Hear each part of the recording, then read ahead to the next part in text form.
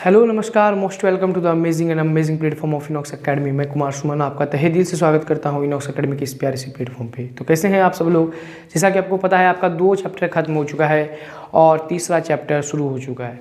Video बहुत late से आई है, कोई बात नहीं, कुछ चीज़ों में मैं बिज़ी था, अब हो गया है। तो देखिए कि वीडियो अभी थोड़ा सा 10 दिन लेट से आया है, तो मैनेज कीजिए।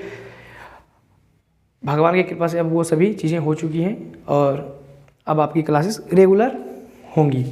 धीरे धीरे कोशिश करूँगा मैं इसे रेगुलर करूँ। तो चैप्टर 2 की बात करूँ तो वो ख़त्म हो चुका है मेरी तरफ से। आप अच्छे से रिवीजन अगर कर चुके हैं तो मैंने नोटिफिकेशन डाल दिया था कि प्रैक्टिस शीट अपलोड हो चुका है और प्रैक्टिस शीट अपलोड भी मैं कर चुका हूँ। आप उसे अच्छे से रिविज़न करने के बाद एक बार अच्छे से प्रैक्टिस कीजिएगा। सारे क्वेश्चंस आपसे बिल्कुल बन रहे होंगे।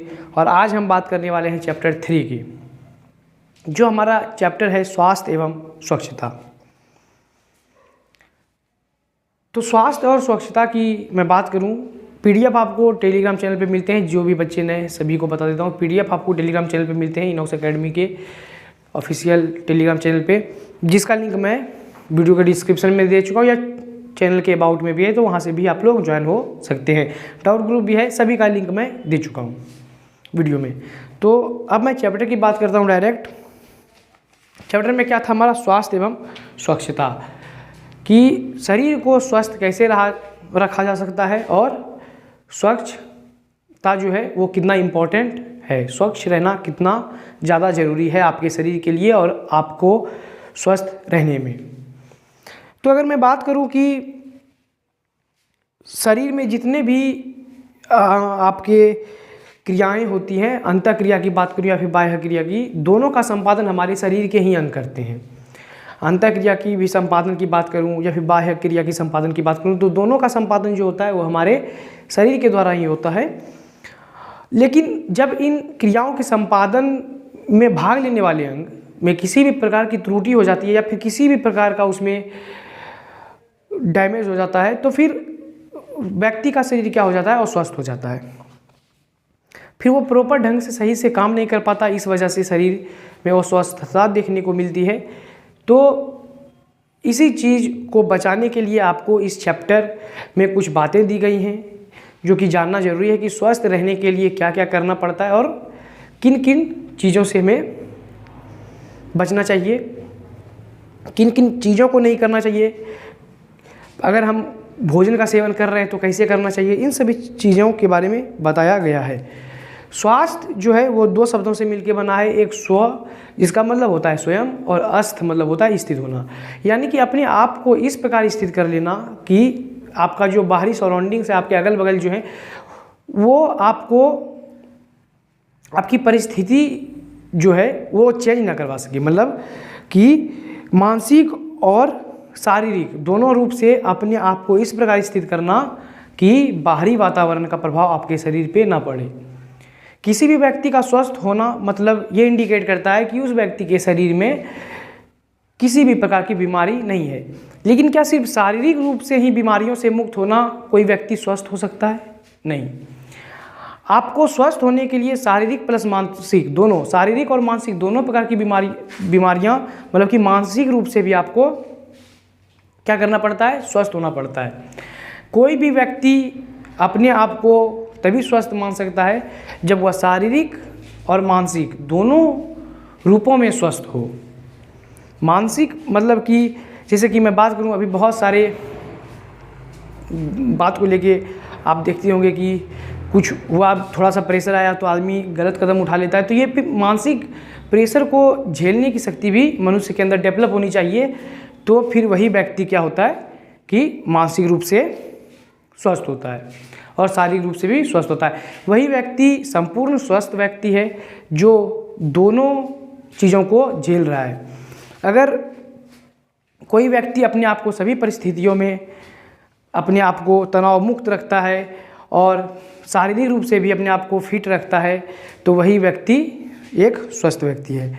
और आपने किताबों में पढ़ा होगा, अभी मैं भी पढ़ाऊँगा इसी चैप्टर में, और अड़ोस पड़ोस में भी सुना होगा और आपके माता पिता भी इस बात की सलाह देते होंगे कि शरीर को कैसे स्वस्थ रखा जा सकता है। ये सारी कहावतें बहुत प्रचलित हैं कि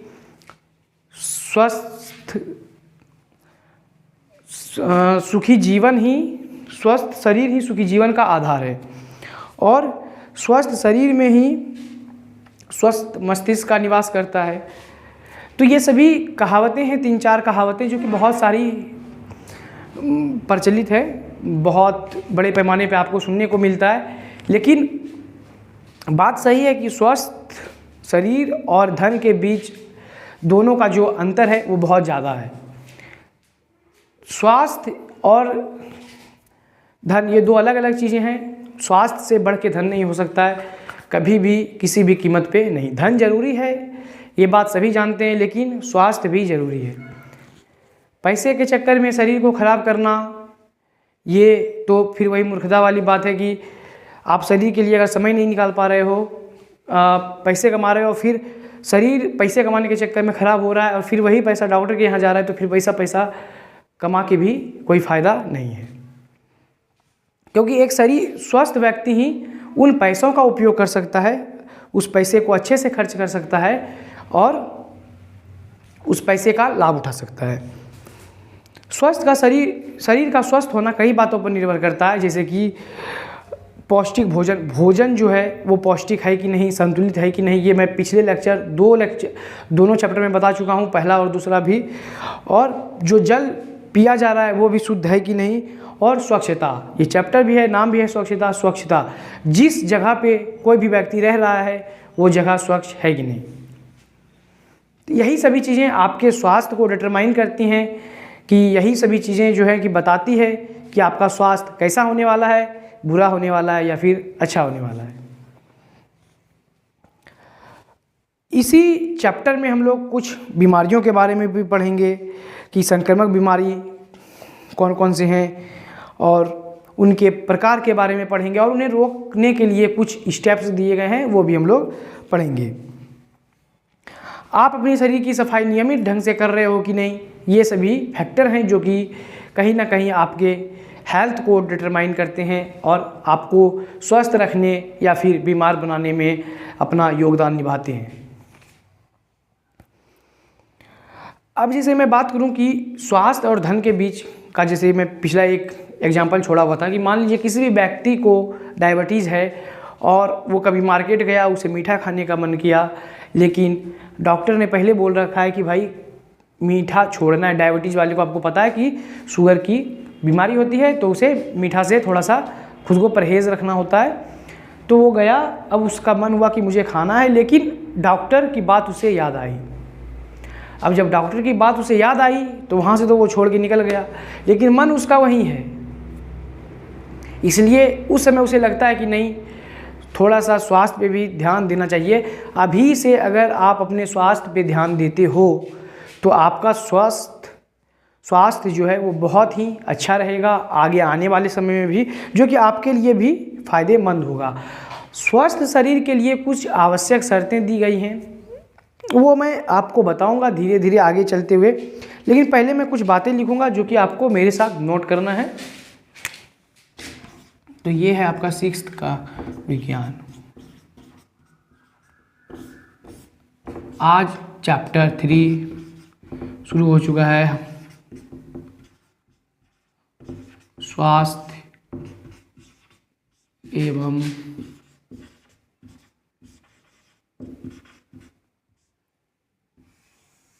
स्वच्छता।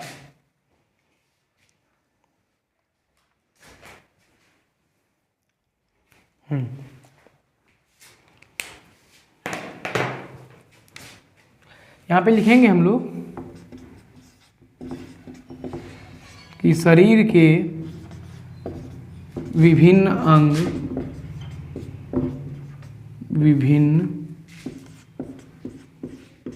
अंग शरीर में होने वाली सभी अंतः एवं बाह्य क्रियाओं का संपादन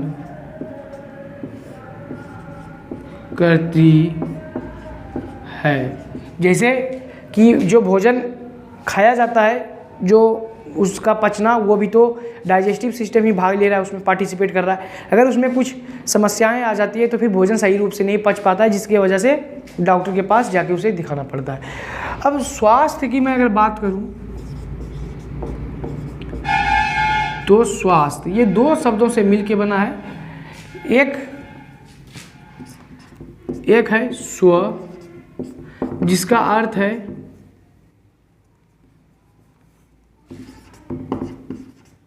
स्वयं, और एक शब्द है अस्थ,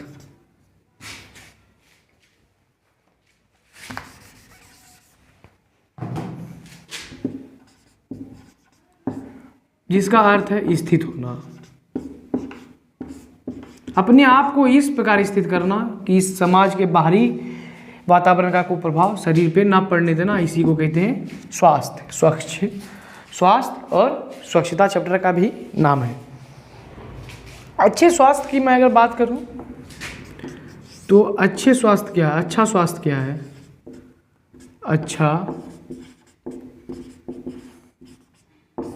अच्छा स्वास्थ्य क्या है?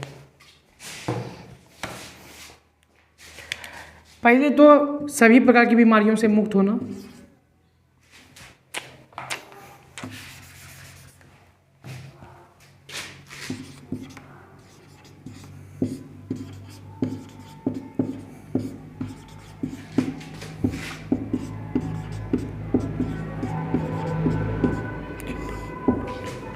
सभी प्रकार की बीमारियों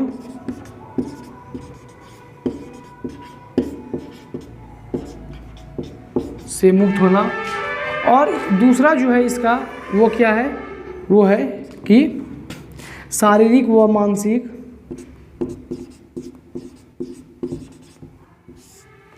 गलती हो गया भाई,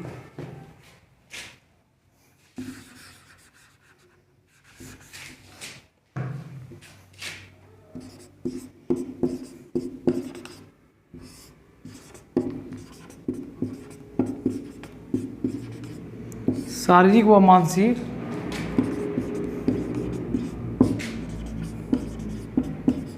सभी प्रकार के कार्यों को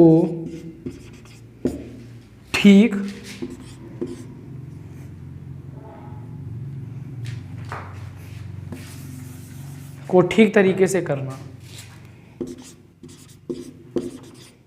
को ठीक तरीके या ढंग से करना,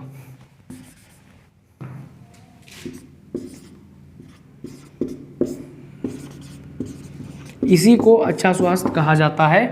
कि मानसिक और शारीरिक दोनों चीज़ शामिल है इसमें, दोनों प्रकार से स्वस्थ होना। तो अब शरीर को स्वस्थ रखने के लिए कुछ आवश्यक शर्तें दी गई है, जो कि मैं बताऊंगा, तब तक इसे आप लोग नोट कीजिए।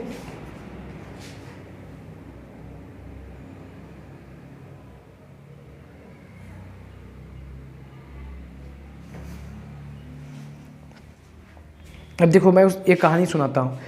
ऐसा नहीं है कि क्लास बीच में आया नहीं था, बीच में क्लास आया था। मैं उस दिन जब रिकॉर्डिंग करने बैठा 3-4 दिन पहले, तो एक बार क्लास ख़राब हो गया। क्या हुआ, 6 मिनट तक रिकॉर्ड हुआ, फिर 6 मिनट तक रिकॉर्ड हुआ, फिर बंद हो गया कैमरा, मुझे पता नहीं चला। फिर मैंने जब रिकॉर्डिंग दोबारा शुरू किया, फिर से 6 मिनट रिकॉर्ड हुआ, फिर बंद हो गया। फिर मैंने कैमरा बदला, फिर क्लास 20 मिनट की हो गई, बहुत छोटी। फिर भी मुझे लगा कि डाल देता हूँ, मैंने उसे डाल दिया। बहुत छोटी हो गई क्लास। जनरली जो पहला क्लास होता है किसी भी चैप्टर का, वो आपने देखी होगी मेरी क्लासेस, वो 30 से 45 मिनट तक की रहती है, या ज़्यादा भी हो जाता है कभी कभी। तो मैंने क्लास डाल दिया। 2 दिन के बाद 3 दिन के बाद मैंने उसे खुद देखा कि भाई एक बार देखता हूँ कैसा लग रहा है, कि मतलब सही आया था कि नहीं। देखा तो मुझे वो क्लास खुद पसंद नहीं आई। अब जब मुझे खुद पसंद नहीं आई तो मुझे लगा भाई तुम लोग को क्या अच्छा लगेगा, छोड़ो। फिर मैंने उसे डिलीट कर दिया, हटा दिया, तो क्लास वो हट चुकी। फिर सोचा मैं जब देना ही है तो अगले लेक्चर में और अच्छे से देंगे। उस दिन कुछ टेक्निकल ग्लिच था जिसके वजह से क्लासेस रिकॉर्ड नहीं हो पाई प्रॉपर ढंग से, प्रॉपर वे में, जिसके वजह से थोड़ा सा क्लास लेट हुआ और मैं कुछ इंतज़ार में था कुछ काम की वजह से, जो कि भगवान की कृपा से पूरा काम समाप्त हो चुका है। आपको अब उसने मौका दे दिया मुझे आपको अच्छी तरीके से पढ़ाने के लिए। अब मैं आपको कोशिश करूँगा कि 5 क्लासेस प्रोवाइड की जाएँ एकदम अच्छे से वीक में। तो चलिए फटाफट नोट कीजिए इसे।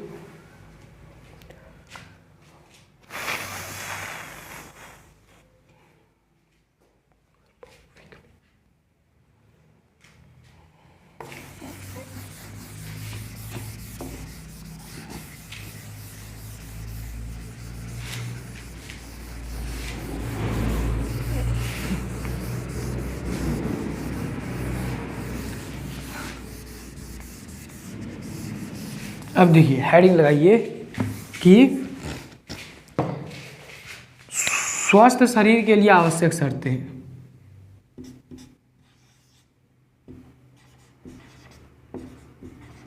स्वस्थ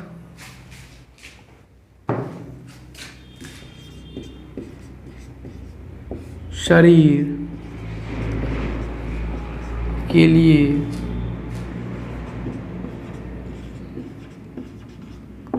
आवश्यक शर्तें। जाना हुआ ही शर्त है सब, बस इसमें कुछ नाम दे दिया। तो पहला शर्त की अगर मैं बात करूं, पहला आपका जो आहार होना चाहिए वो पौष्टिक होना चाहिए। पौष्टिक आहार, पौष्टिक आहार होना चाहिए। पौष्टिक आहार क्या करता है कि ये शरीर को स्वस्थ रखने का कार्य करता है, इसीलिए पौष्टिक आहार जो है कि वो सबसे ज़रूरी चीज़ है शरीर को स्वस्थ रखने के लिए। पौष्टिक आहार का मतलब वैसा भोजन है जो कि आपके शरीर को सारी प्रकार की तत्व देते हो, आवश्यक तत्व आपके शरीर को मिलते हो, जिसके वजह से आपका शरीर स्वस्थ रह पाए। और संतुलित आहार का मतलब वैसा भोजन हुआ जिसके सेवन से आवश्यक सभी पोषक तत्व आपके शरीर को प्राप्त हो जाए। और संतुलित आहार में मैं पहले भी बता चुका हूँ कि उचित मात्रा में कार्बोहाइड्रेट, प्रोटीन, विटामिन, खनिज लवण, वो ये सभी चीज़ें पाई जाती हैं। वो क्या मैं पांचों बता चुका हूँ कि कार्बोहाइड्रेट, प्रोटीन, वसा, खनिज लवण, वो विटामिन, ये सभी चीज़ें पाई जाती है। तो ये हुआ संतुलित आहार। ये नहीं कि भोजन एकदम पूरा स्वादिष्ट हो, जरूरी नहीं कि संतुलित आहार में यही सभी भोजन आती हैं। जैसे कि कोई व्यक्ति चावल, दाल, सब्जी खा रहा है, दूध, दही या जो भी है खा रहा है, तो अगर ये इतना चीज़ खा रहा है तो उसके भोजन में सभी चीज़ें पहले से ही उपस्थित है। दाल में प्रोटीन है, चावल में कार्बोहाइड्रेट है, खनिज है, विटामिन है, तेल जो सब्जी बनाने में यूज हुआ उसमें वसा है, ये सभी चीज़ें उसके भोजन में है। तो वो भोजन उसका जो है वो संतुलित है। अब संतुलित आहार में सभी तो उचित मात्रा में पाया ही जाता है। और मैं पहले ही बता चुका हूँ इस बात को भी कि भोजन में दो और उसके जो और दो होते हैं इम्पॉर्टेंट घटक, वो हैं, वो क्या क्या हैं, वो जल और रुचांश। रुचांश रफे जिसे कि कहते हैं, जो कि किसी भी काम के नहीं है हमारे लिए, लेकिन भोजन को जब भी भोजन हम करते हैं तो भोजन में जब रुचांश उपस्थित होता है तो क्या होता है कि भोजन का आयतन बढ़ जाता है, जिस वजह से भोजन थोड़ा सा आयतन उसका जब बढ़ जाता है तो, और कॉन्स्टिपेशन से भी हमें क्या करते हैं, रुचांश बचाता है। तो इसलिए ये दूसरा चैप्टर का बात है कि ये सभी मैं दूसरा चैप्टर में बता चुका हूँ। लेकिन यहाँ तीसरा चैप्टर में एक और चीज़ दिया हुआ है कि रुचांश जो है वो आहार नाल के ठीक प्रकार से कार्य करने में भी सहायक होता है। तो यानी कि आहार नाल को ठीक प्रकार से कार्य करने के लिए सहायक होता है, तो रुचांश भी तो हमारे भोजन के लिए बहुत ही जरूरी है। रुचांश का कार्य ये भी था कि आपको अपचे जो भोजन है वो शरीर से बाहर निकालने का कार्य था उसका। ये सभी चीज़ें आप लोग पढ़ चुके हो पहले, और जो नहीं पढ़े हो भाई चैप्टर 2 देख के आना, इसके बाद जाके देख लेना, या फिर जैसे भी लेकिन देख लेना एक बार, बेसिक सारी बातें उसमें हो चुकी हैं। तो ये सभी चीज़ें तुम्हें देखनी है। अब मैं बात करूं कि बहुत सारे भोजन ऐसे होते हैं जो कि संचित होते हैं, यानी कि जैसे स्टोरेज में, उन्हें कोल्ड स्टोरेज में रखा जाता है, जैसे कि चावल, गेहूँ, सब्जियां, मांस, मछली, दूध, अंडे, इन सभी चीज़ों को कोल्ड स्टोरेज में रखा जाता है। चावल गेहूँ को नहीं, सिर्फ मांस, मछली, सब्जी, फल, अंडे, इन सभी चीज़ों को कोल्ड स्टोरेज में रखा जाता है। और भंडारण में ऐसे पदार्थ जो होते हैं हरदम उपलब्ध होते हैं, इनका भंडारण हमेशा किया जाता है। तो एक बात याद रखिएगा कि जितने भी ताज़े चीज़ें खाने के लिए और जितने भी संचित पदार्थ है, ताज़े खाद्यान्न में जो होते हैं वो पोषक तत्व तो ज़्यादा होते हैं संचित पदार्थों की अपेक्षा में। यानी कि कोई चीज़ आप ताज़ा लेके आ रहे हो और कोई चीज़ जो है वो संचित है, तो दोनों में जो होगा पोषक तत्व वो ताज़े वाले में ज़्यादा होगा और उसमें कम होगा। संतुलित आहार तो जरूरी है शरीर के लिए, लेकिन भोजन भी अच्छे तरीके से होना चाहिए। भोजन को अच्छे तरीके से चबा के खाना चाहिए, अच्छी मुद्रा में बैठ के खाना चाहिए और खड़े होकर भोजन कभी भी नहीं करना चाहिए। मैं बात करूं कि फास्ट फूड, कोल्ड ड्रिंक्स, इन सभी का सेवन जो है, आलू चिप्स, इन सभी का सेवन बहुत ही ज़्यादा मात्रा में किया जाता है, तो इनसे किसी भी प्रकार के पोषक तत्व तो नहीं पाए जाते हैं, इनमें किसी भी प्रकार के विटामिन नहीं होते हैं, किसी भी प्रकार के खनिज लवण नहीं होते हैं। ये सिर्फ हमारे शरीर को स्थूल बनाने का कार्य करता है और इनसे हमें किसी भी प्रकार की जो है कि वो खनिज लवण या विटामिन नहीं मिलते, यानी कि कोई भी प्रकार का फ़ायदा इन सभी भोजन से हमें नहीं होता है। लेकिन जब इनका सेवन किया जाता है और शरीर स्थूल हो जाता है, तो इस बीच में क्या होता है कि शरीर अब स्थूल हो गया है, मोटा हो गया है, तो अब इसे सही करने के लिए व्यायाम की आवश्यकता होती है। तो व्यायाम की जब आवश्यकता होती है तो व्यायाम तो करना ही है। व्यायाम क्या है? व्यायाम जो है वो शरीर को स्वस्थ रखने का कार्य करता है। व्यायाम करने से रक्त संचार तथा सांसों की गति में वृद्धि हो जाता है और सभी अंगों में शुद्ध रक्त तेजी से पहुंचता है। व्यायाम करने से शरीर के जितने भी नाजुक अंग हैं, जैसे कि फेफड़े, हृदय, मांसपेशियां, ये सभी स्वस्थ रहते हैं। और टहलना भी एक अच्छा व्यायाम होता है। आप सुबह सुबह उठ के टहल भी सकते हो। खेल कूद करना चाहिए और नृत्य को भी बहुत ही अच्छा, नृत्य मतलब डांस को भी बहुत ही अच्छा व्यायाम माना जाता है। अभी जैसे कि जिम वगैरह है बगल में, तो वहाँ पे बहुत सारी चीज़ें उपलब्ध होती है, तो वहाँ पे भी कोई व्यक्ति जाके जिम ज्वाइन करता है तो वहाँ पे भी वो अपना शरीर को स्वस्थ रख सकता है। अब मैं बात करूँ, व्यायाम अलग हो गया और योगासन अलग हो गया।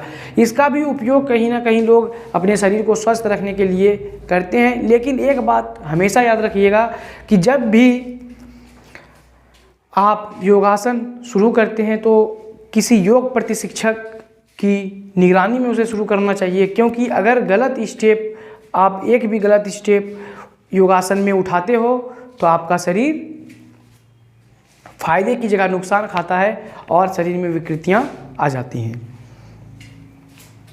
तो योगासन का भी यही फायदा है कि ये सभी चीज़ों को सुचारू रूप से चलने में मदद करती है, लेकिन इसका नुकसान भी है कि आप गलत तरीके कृपया करके नहीं अपनाएं।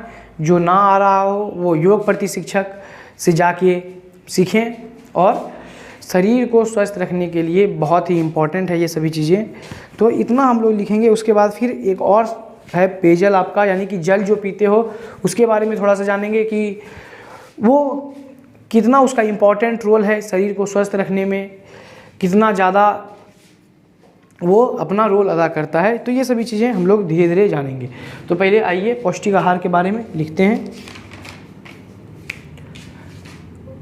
पौष्टिक आहार क्या करता है? शरीर को स्वस्थ रखता है। शरीर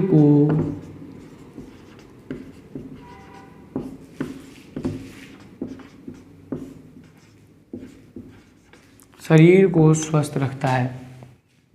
ठीक, शरीर को स्वस्थ रखता है। वैसा भोजन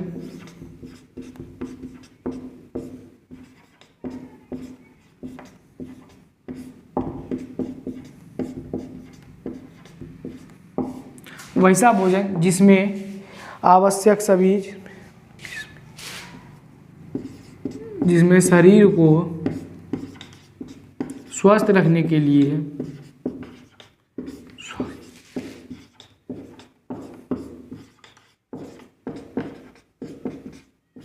स्वस्थ रखने के लिए आवश्यक सभी तत्व उपस्थित हो।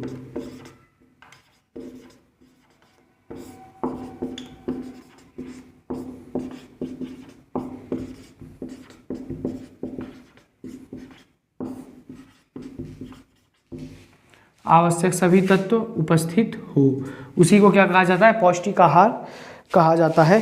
अब अगर मैं संतुलित आहार की बात करूं, हेडिंग नहीं है, इसी में है आपका संतुलित आहार।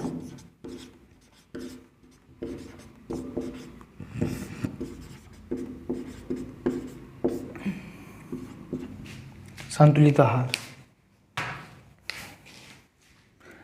इसका मतलब हो गया ऐसा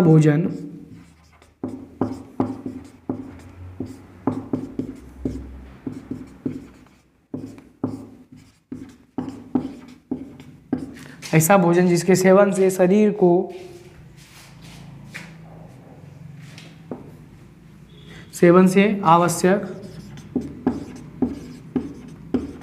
आवश्यक सभी पोषक तत्व प्राप्त हो। आवश्यक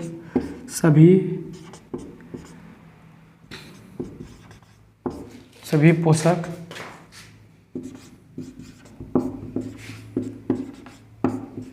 तत्व प्राप्त हो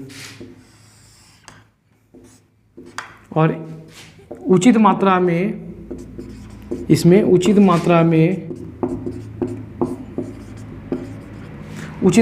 क्या? उचित मात्रा में, उचित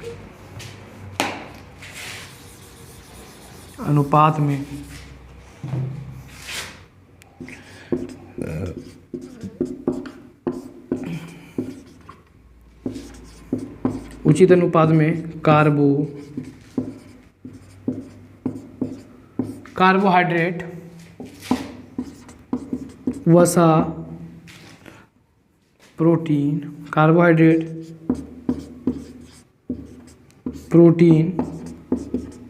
वसा, विटामिन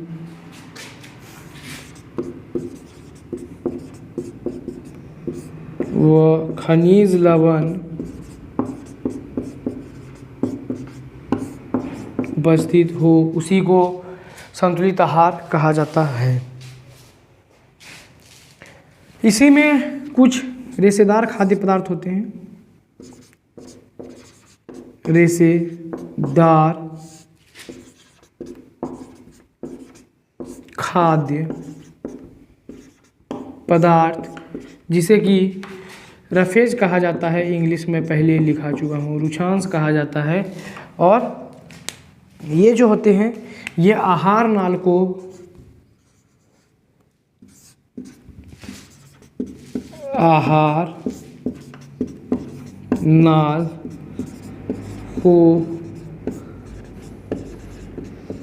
ठीक प्रकार से कार्य करने में मदद करता है। आहार नाल को ठीक प्रकार से कार्य करने में मदद करता है। ताजे खाद्यान्न की अपेक्षाकृत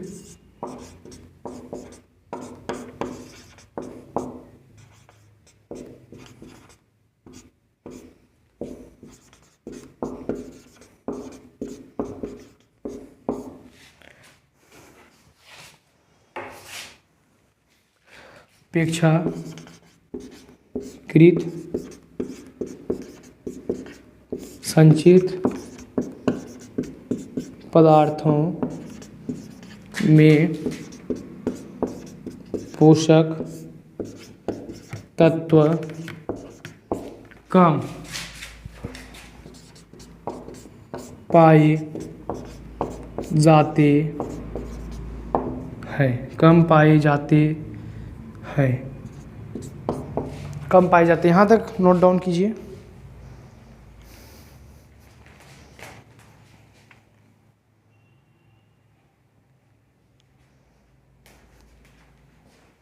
फटाक से नोट कीजिए यहाँ तक आप लोग।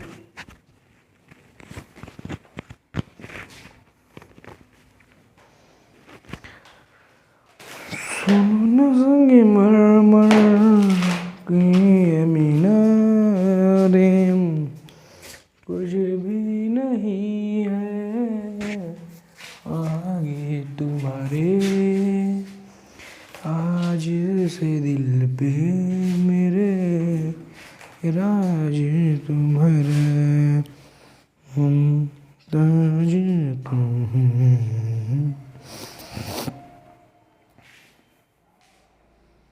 सुनो ना दो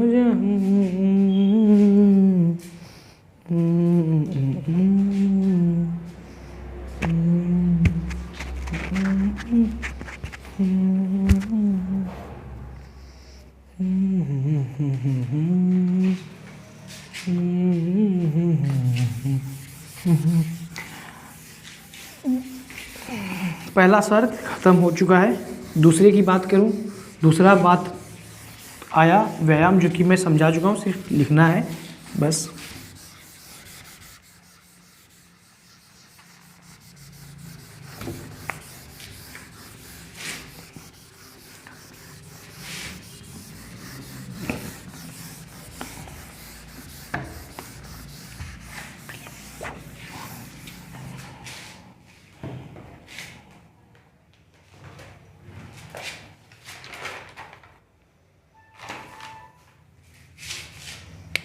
दूसरा है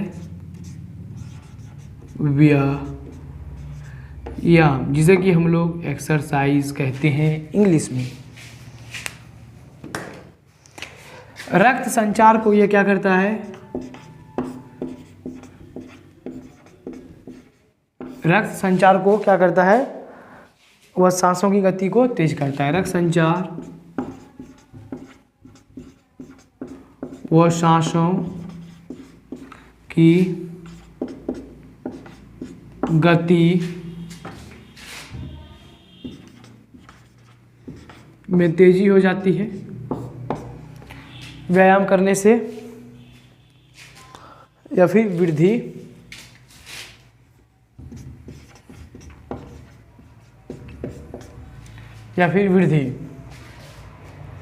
सभी अंगों को शुद्ध रक्त मिलता है। व्यायाम करने से सभी अंग जितने भी हैं सभी को शुद्ध रक्त मिलता है।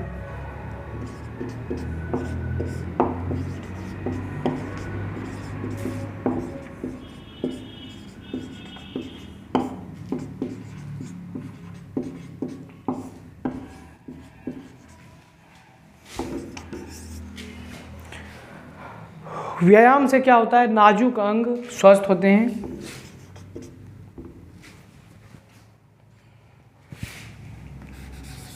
सीधा नाजुक अंगों को स्वस्थ रखता है।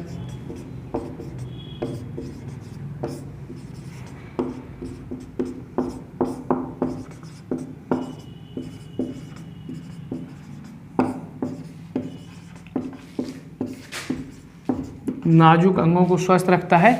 जैसे नाजुक अंगों की मैं अगर बात करूं तो इसमें क्या आ जाता है? फेफड़ा आ जाता है, हृदय आ जाता है, यही सभी आता है, बेसिक सभी बातें।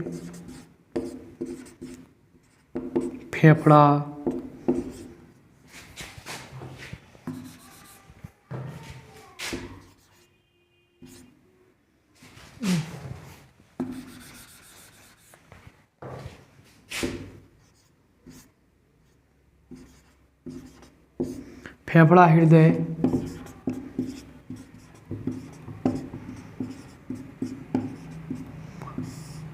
मांसपेशियां, ये सभी चीजें ही आती हैं। योगासन की गलत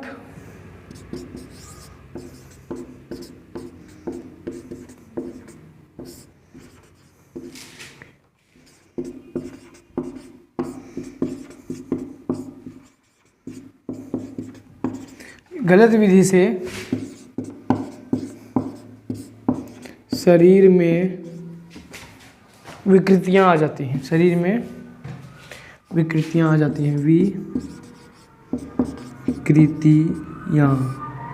विकृतियां आ जाती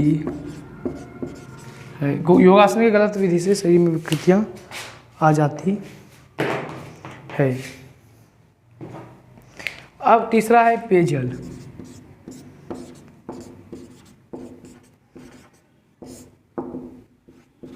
तीसरा है पेयजल। पेयजल की बात करूं तो शरीर के लिए, शरीर को स्वस्थ रखने के लिए पेयजल भी बहुत ही अपना महत्वपूर्ण योगदान देता है। विशेष महत्व है इसका भी। शरीर में सबसे अधिक मात्रा में, सवाल आता है कि शरीर में सबसे अधिक मात्रा में क्या पाई जाती है। 4 ऑप्शंस आपके सामने दे दिए जाते हैं, जिसमें एक जल भी रहता है, तो आपको जल पे टिक करना होता है। 60 to 70% भाग जो होता है वो जल ही होता है हमारे शरीर में। ये मैं पिछले चैप्टर में बता चुका हूँ अच्छे तरीके से। एक स्वस्थ व्यक्ति की मैं बात करूँ तो 2 से 3 लीटर पानी उसे पीना चाहिए, यानी कि 8 से 10 गिलास। और जो व्यक्ति शुष्क वातावरण में रहते हैं, यानी कि गर्मी वाले इलाके में रहते हैं, या फिर जो लेबर वगैरह हैं जो काम करते रहते हैं, उसे तो और भी ज़्यादा ज़रूरत होती है जल की। आवश्यकता से कम जल पीने वाला जो व्यक्ति है, जैसे कि अगर किसी 3 लीटर मान लीजिए, जैसा कि आपके सिलेबस में दिया हुआ है 3 लीटर, लेकिन कोई व्यक्ति इससे भी कम पानी पीता है तो क्या होता है, वो व्यक्ति जल्दी ही अपने आप को थका हुआ महसूस करता है, थकावट उसे लगने लगती है, और वो क्या करता है कि मानसिक रूप से भी कमज़ोर फील करने लगता है। कम जल पीने से किडनी में, यानी कि जिसे कि हम लोग वृक्क कहते हैं, किडनी में या फिर पित्त की थैली में पत्थर बन जाते हैं, और यही पत्थर आपको जो है कि जब आप मूत्र त्याग करते हो, यानी कि पेशाब करते हो, तो उस दौरान कठिनाई यानी कि प्रॉब्लम क्रिएट करते हैं। कठिनाई होता है, आपको दर्द होता है। तो पानी को कम नहीं पीना है, जितना आवश्यकता है उतना पीना है। तो ये भी कहीं ना कहीं बहुत ही इम्पॉर्टेंट रोल निभाता है आपके स्वस्थ रहने में। और पत्थर बनना, ये सभी तो भाई थोड़ी सी दर्दनाक बीमारियाँ ठीक हो जाती है, वो बात अलग है, लेकिन दर्द भी होता है।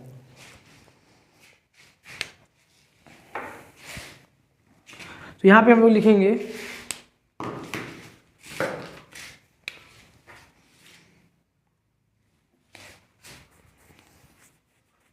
यहाँ पे लिखेंगे कि शरीर में जल सबसे अधिक मात्रा में पाया जाता है। शरीर में जल सबसे अधिक मात्रा में पाया जाता है। और पेयजल से, जो कि जल पीते हो उसी से शरीर को आवश्यक जल की पूर्ति हो जाती है। पेयजल से शरीर को आवश्यक जल की पूर्ति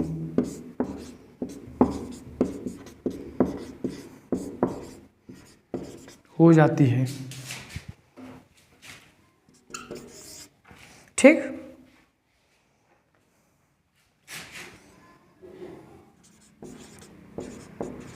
स्वस्थ व्यक्ति को 2 से 3 लीटर जल पीना चाहिए, या फिर 8 से 10 गिलास।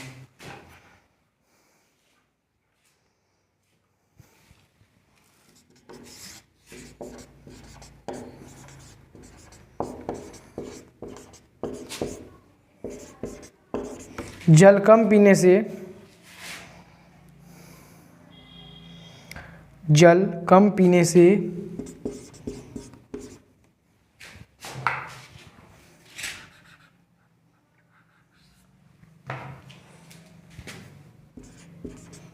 किडनी, जिसे कि हम लोग वृक्क भी कहते हैं, वृक्क किडनी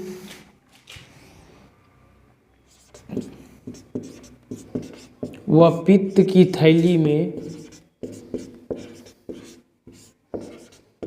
किडनी व पित्त की थैली में पत्थर हो जाते हैं।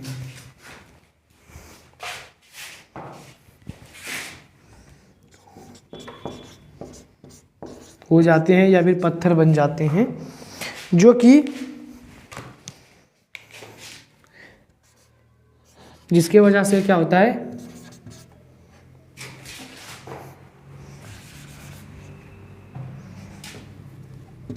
जिसकी वजह से होता है मूत्र त्याग करने में कठिनाई, मूत्र त्याग करने में कठिनाई होती है। तो यही सभी चीज़ें आप सभी को जानना था, जो कि मैं बता चुका हूँ।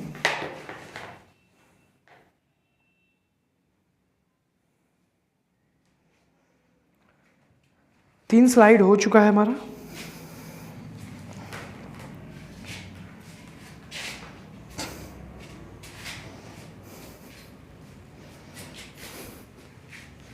इसे भाई नोट करो। फिर हम लोग बात करेंगे थोड़ा सा व्यक्तिगत स्वास्थ्य एवं स्वच्छता की, शरीर को स्वस्थ रखने के लिए किन चीज़ों पर आपको ध्यान देना है। व्यक्तिगत स्वास्थ्य और स्वच्छता इसके बाद आएगा, इस टॉपिक को कवर करने के बाद, जो कि मैं अगले लेक्चर में लूँगा।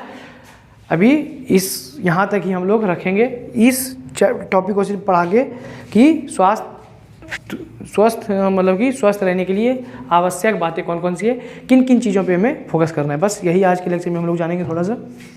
फिर व्यक्तिगत स्वास्थ्य एवं स्वच्छता अगले लेक्चर में आपको देखने को मिलेगा। तो देखिए, व्यक्तिगत स्वास्थ्य एवं स्वच्छता के लिए कुछ बातें आपको ध्यान देनी चाहिए, साथ साथ आप लोग नोट भी कीजिए, ध्यान देनी चाहिए। जैसे कि शरीर की स्नान द्वारा नियमित सफाई। आप स्नान जब करते हो, डेली का डेली स्नान होना चाहिए और उसके द्वारा शरीर की नियमित सफाई होनी चाहिए, तभी आप स्वस्थ रह सकते हो। पहला। दूसरा, संतुलित आहार का सेवन। आहार जो होना चाहिए वो संतुलित होना चाहिए। फास्ट फूड, कोल्ड ड्रिंक्स, ये सभी से काम नहीं चलने वाला है। तीसरा जो होना चाहिए, भूख लगने पर ही भोजन करना। दिन भर कुछ भी अपने मन से नहीं खाते रहना है। जब तक आपको भूख महसूस ना हो तब तक भोजन नहीं करना है। भोजन को अच्छे से चबा कर खाना है, ताकि भोजन शरीर को जो है वो पचाने में उसे कम एफर्ट्स लगाने पड़े, आसानी से वो पच जाए। तली व भुनी हुई चीज़ों से परहेज करना है। ज़्यादा तला हुआ भुना हुआ चीज़ें, बाहर की चीज़ें नहीं खानी है।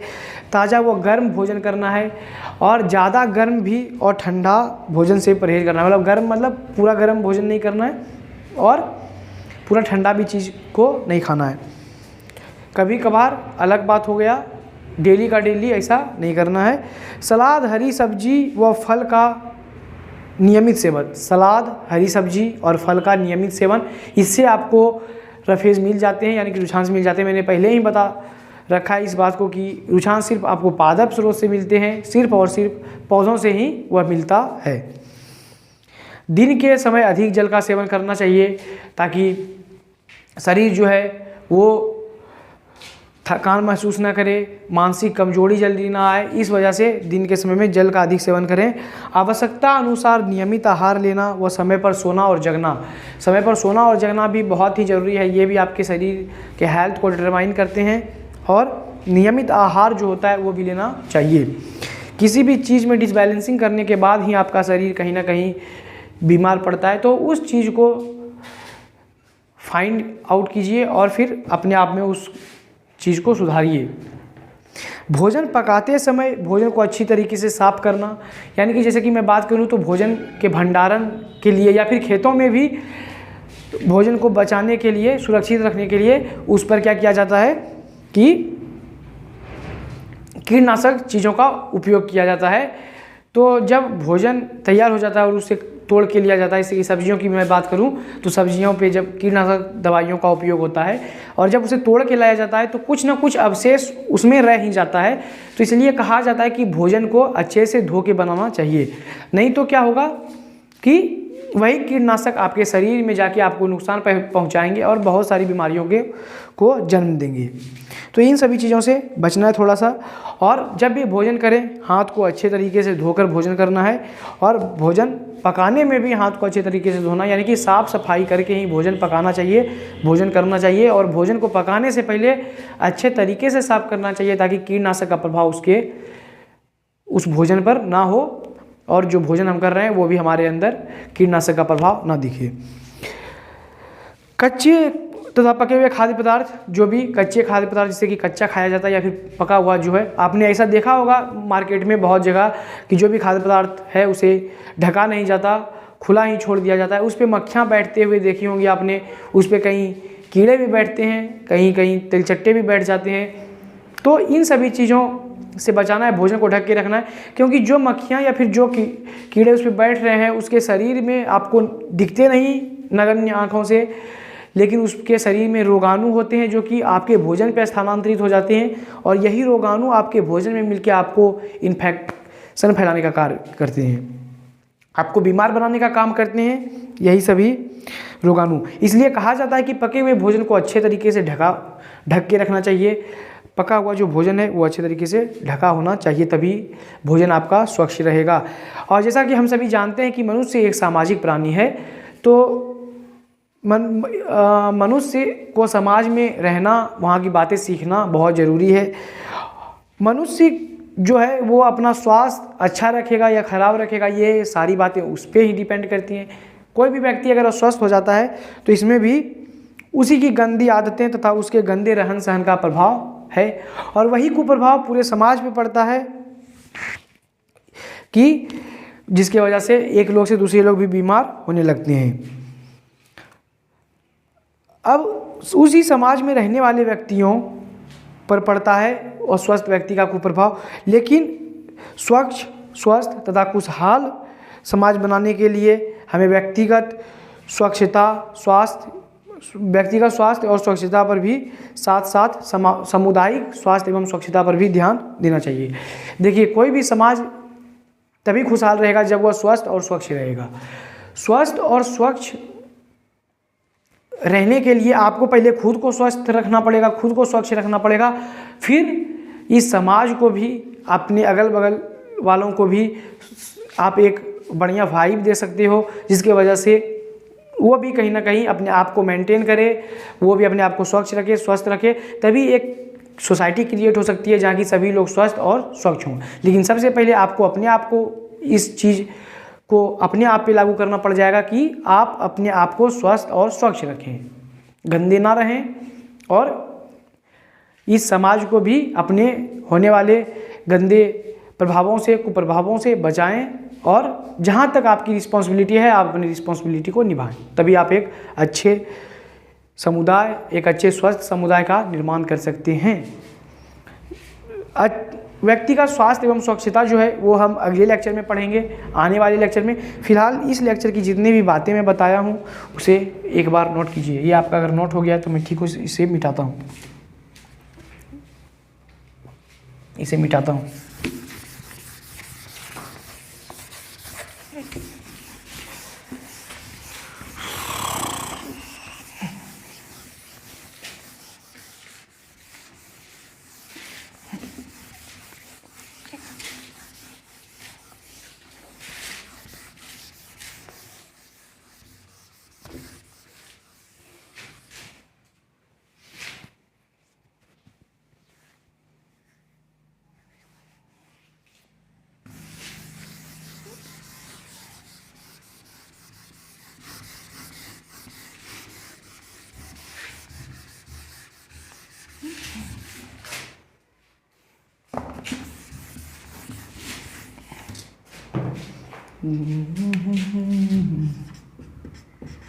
सिर्फ बातें करके हेडिंग को यही रहने देना है।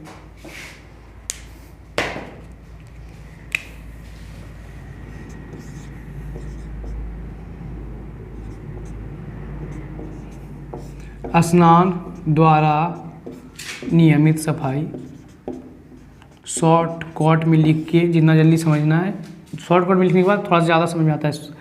स्नान द्वारा नियमित सफाई किसकी? शरीर की, यानी कि खुद की। दूसरा क्या है? दूसरा है संतुलित आहार का सेवन।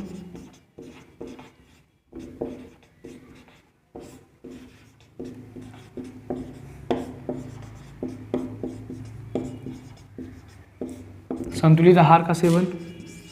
तीसरा क्या है? तीसरा है भूख लगने पर ही भोजन करना। अरे भाई,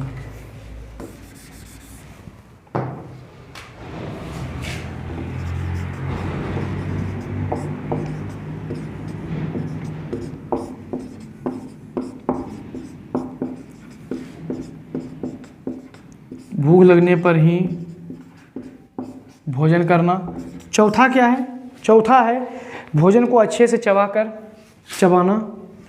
जो भी भोजन आप खाओगे उसे अच्छे से चबाना। भोजन को अच्छे से चबाना।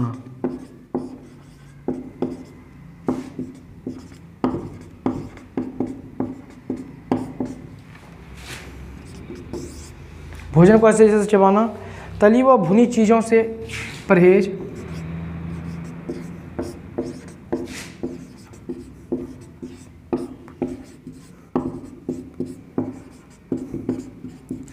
तली व भुनी हुई भोजन से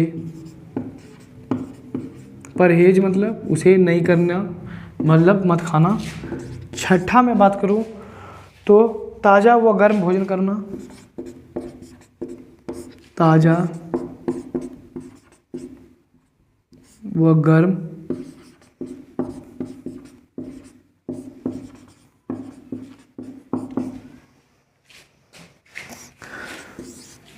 भोजन करना।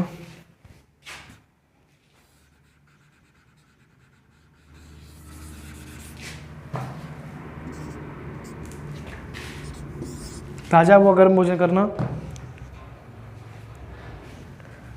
अत्यधिक गर्म भी नहीं करना, मतलब कि पूरा गर्म नहीं करना है, गर्म करना है लेकिन पूरा गर्म नहीं।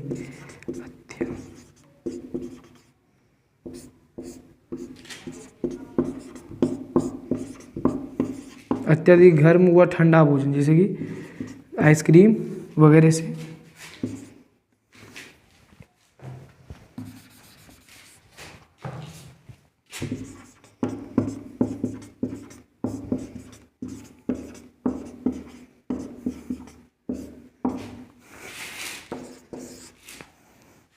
आठवां है आपका सलाद, हरी सब्जियां व फल का नियमित सेवन।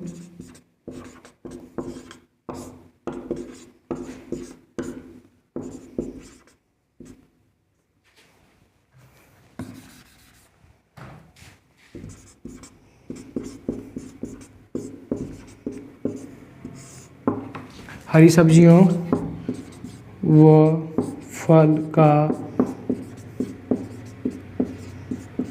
नियमित सेवन, यानी कि रेगुलर इसे खाना है। और 9वां है दिन में अधिक जल पीना।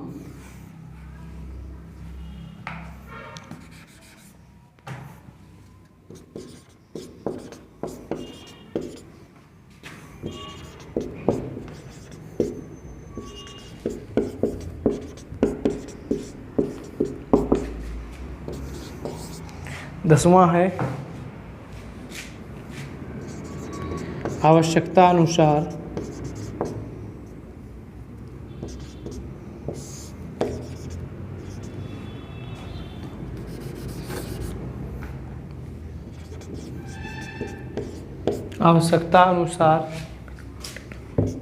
नियमित आहार लेना वो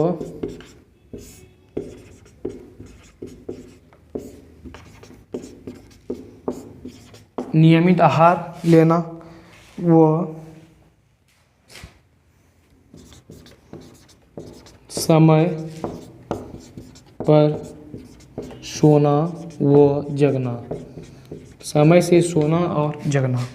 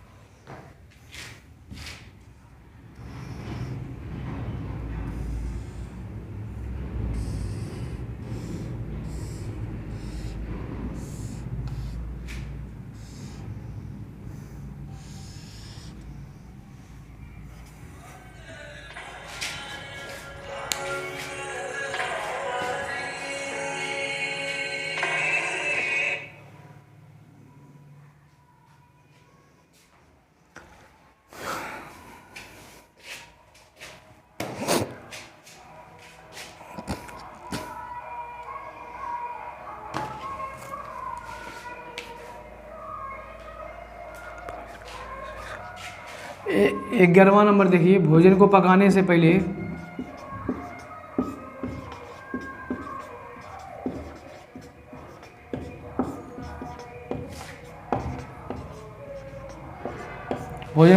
पहले अच्छी तरह से साफ करना।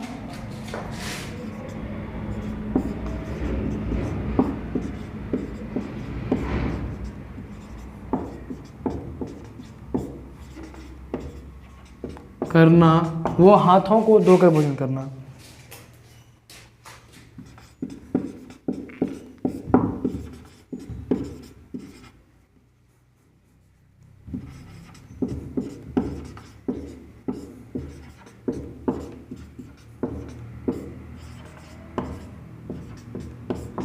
वो हाथों को धोकर भोजन करना, ठीक। और 12वां नंबर क्या आ जाता है, ये लास्ट पॉइंट है आपका, कि भोजन को ढक कर रखना।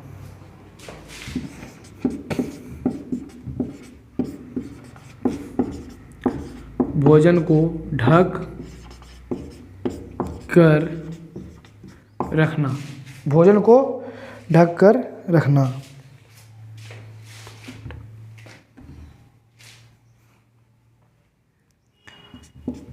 एक और पॉइंट है कि मनुष्य का अस्वस्थ होना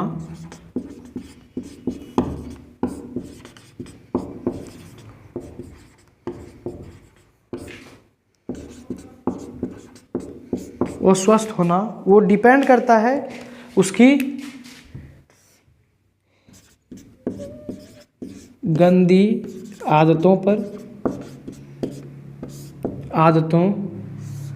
पर और गंदे रहन सहन पे।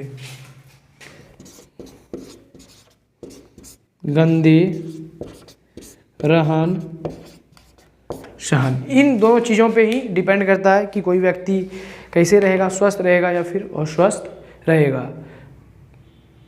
तो यही सब इस चीज़ों को आपको समझना था। आज का लेक्चर यहीं तक है, तो इसे नोट कीजिए। नोट करने का मैं समय दे रहा हूँ थोड़ा सा।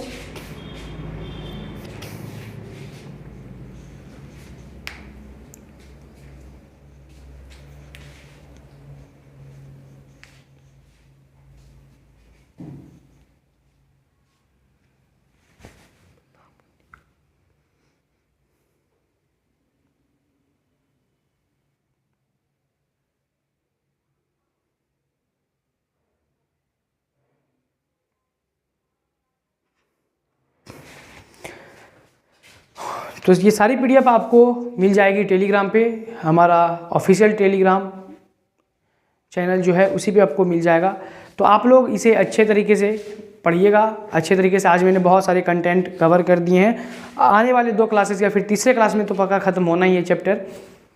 तो अच्छे से पढ़िएगा और अच्छे से रिवीजन करके आइएगा और उस प्रैक्टिस शीट को अच्छे से भी कर लीजिएगा।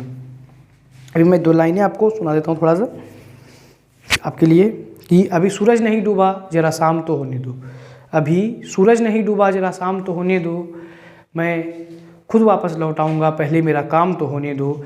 बदनाम करने का मौका ढूंढता है ये जहाँ सारा, मैं खुद बदनाम हो जाऊँगा, पहले मेरा नाम तो होने दो।